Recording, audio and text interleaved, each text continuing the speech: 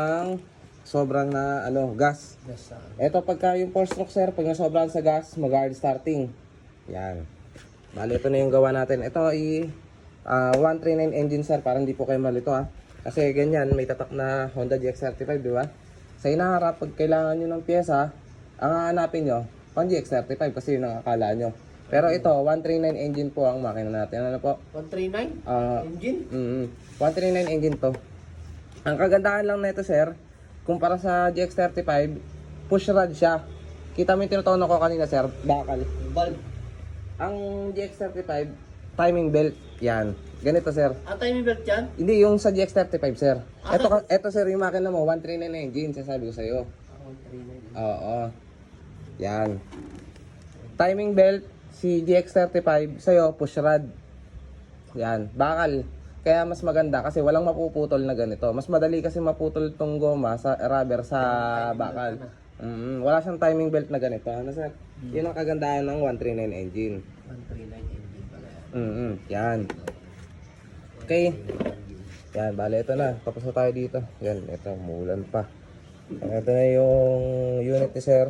Bale, ang problema nito hindi nag-start. So ngayon, pupunta natin dito.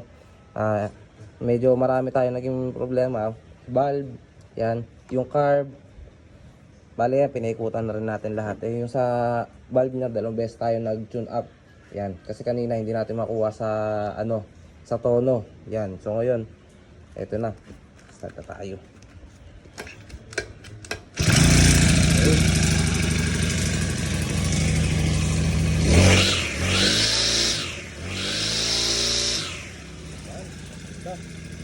Mas responsive na siya ngayon dahil nakatono na at saka yung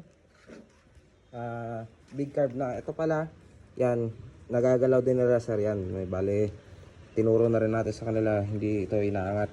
Yan, marami kasi nagtataka sa ganito sir. May nagtanong pa nga sa akin ilang beses, bakit daw nilagyan ng choke? Yan. Kagaya nung tinuro ko sa'yo dito sir kanina, yung yung engine breather papunta sa carburetor na siyang mali naman. Kahit kayo naman makakapag-isip pagka pinaliwanag ko, may tama rin bakit dito itatapon yung excess na langis papunta sa carb, papunta yung carb sa loob ng makina.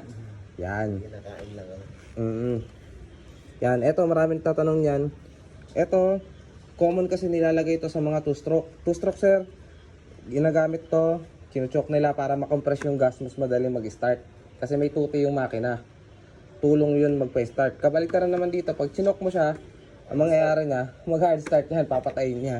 Okay. Yan.